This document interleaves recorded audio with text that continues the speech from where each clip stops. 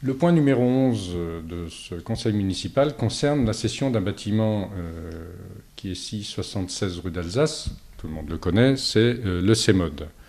Alors pourquoi ce bâtiment est cédé? Bien entendu parce que le CEMOD, donc le Centre d'éveil musical, Olivier Douchin, va naturellement réintégrer la nef qui va être inaugurée très prochainement au mois d'octobre. Alors la nef, qu'est-ce que c'est? Bien entendu, pour les enfants et l'ensemble des gens qui pratiquent le CEMOD, c'est un endroit forcément bien plus intéressant que le bâtiment actuel de la rue d'Alsace. Et c'est un ensemble culturel qui va jouer pleinement son rôle.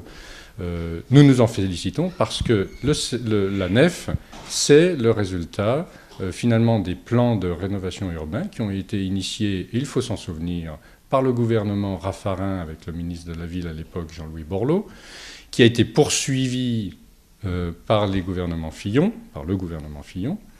Et c'est grâce donc à cette initiative des gouvernements de droite que l'ensemble du plan de renouvellement urbain a été mené à Saint-Dié.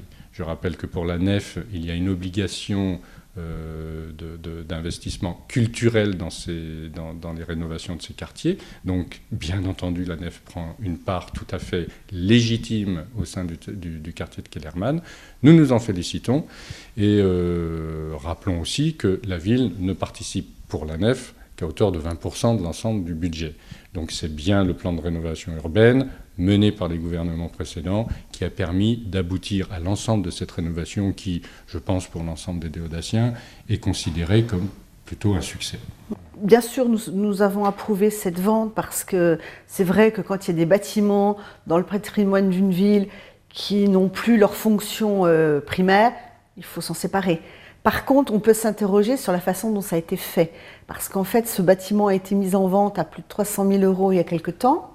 L'estimation des domaines était à 270 000 € et ce bâtiment est vendu à 260 000 €. Alors bon, quand le maire nous dit que tout va bien sur la ville, je pense qu'on s'aperçoit que c'est difficile à vendre des biens, aussi bien des grands bâtiments communaux que des maisons individuelles ou des appartements. Ça confirme quand même cette tendance.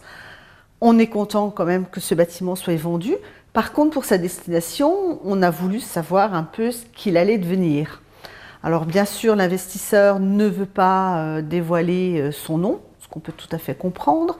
Donc on a essayé de savoir dans quel domaine, si ça allait être un domaine commercial, industriel éventuellement, ou un hôtel, pourquoi pas, parce que bon, on nous annonce depuis tant de temps et tant des hôtels sur Saint-Dié.